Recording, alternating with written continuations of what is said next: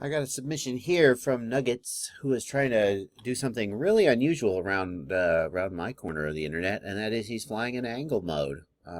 So I'm going to start right off by saying that there's really only so much I'm going to be able to do to help you.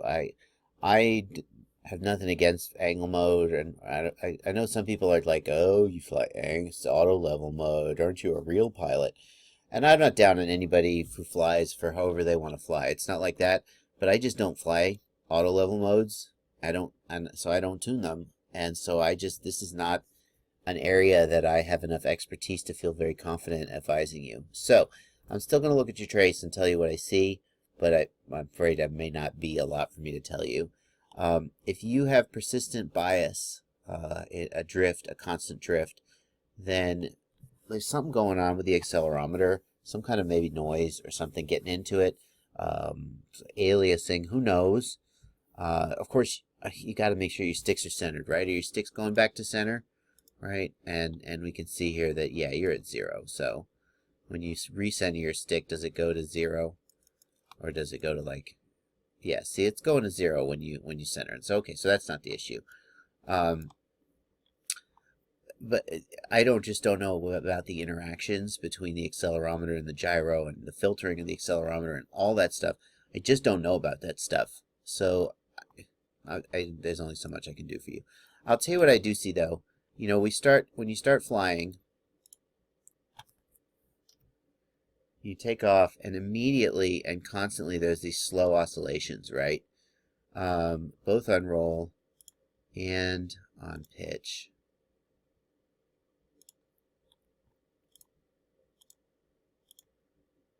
Right? It's just these constant oscillations. So my gut feeling is that is actually your level PIDs not being. So if you really want to tune this, I mean, let's just assume that the default PIDs are not too far off for your rate mode.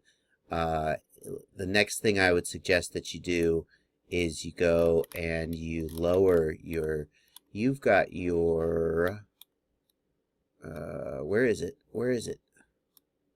Yeah, P level is at 5.5, and I think that that's probably still high. I don't know what it should be. Like, I just don't have a lot of perspective there, but I think that the default is way too high at like 9, and I've heard people have huge problems with it.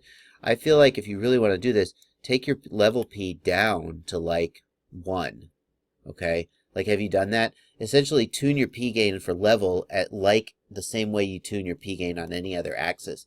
And that is start with it really low and work it up until it's high enough or until you start to get oscillations. So I would take that way down and then work it up slowly and see if that helped your issue.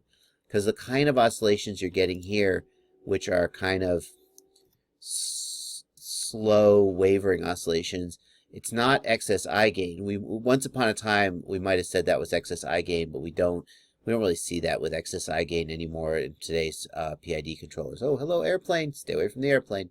You're not near the airplane, I know. And you're getting these waverings on both axes, but your gains don't seem crazy on any axis, and it's sort of constant.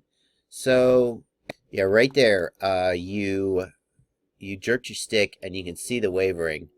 See, you moved the stick suddenly, and you got this wavering. It feels like your level P is too high. So that's what I'm going to go with.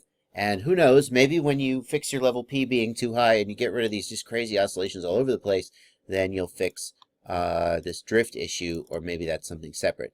Let's just take a look. You say your copter's noisy because your gyros, but you see, look, you say your copter's noisy because your PIDs aren't tuned right, but your copter's not noisy. Your copter is super, super clean. Right? These lines are just pencil thin. You do not have a very noisy copter, right? Your gyro is just super clean. You have these low frequency constant oscillations though, see, going up and down. And that is probably, I think that's your level P being too high is my best guess. But you don't have a problem with noise. Your filtering is, your copter is well filtered, or it's just inherently clean. You don't have excess D gain. And I don't see anything that looks like P-term oscillations.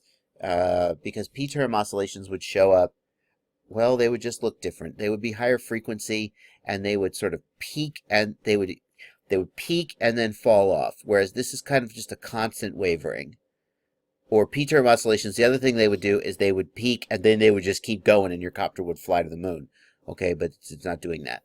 So this doesn't feel like excess P-term oscillations. You don't see any sign of excess noise or excess D-gain, and so that leaves the level P is the next place to go. Horror of horrors, turn off angle mode and fly in rate mode for a second and see what happens. Because if you do that and these just crazy constant wobbly oscillations go away, then that tells you that's a good indication of what the problem is. Anyway, and I'm just going to say, and now I'll beat my drum one time. If you fly FPV, you should learn to fly in rate mode, because rate mode makes more sense for FPV, because the stick motions translate directly to camera motions instead of translating to motions relative to the horizon. This is not a philosophical or ideological argument. It's not about who is a more badass pilot. It's just a fact that FPV is more suited to rate mode flying, I think, objectively. And so if you are going to fly FPV, I would advise you to bite the bullet and learn to fly in acro mode or rate mode. Use a simulator. Use FPV Freerider if you need to. It's free. There's a free version. Practice in the simulator and get your first 10 hours of crashing out of the way. The thing is, most people who learn to fly in angle mode or auto level mode who fly FPV will switch to rate mode eventually. And so all that time you're spending learning to fly in angle mode is largely going to be wasted. And in fact, it's going to be counterproductive, because you're going to have to unlearn all these habits. They're not bad habits. It's just a different way of flying. You're going to have to unlearn it all when you go to fly angle mode. So you may as well just bite the bullet and get it done. Okay. Now do whatever you want to do, but there you go. Hope that's helpful. Happy flying in whatever mode you decide to fly.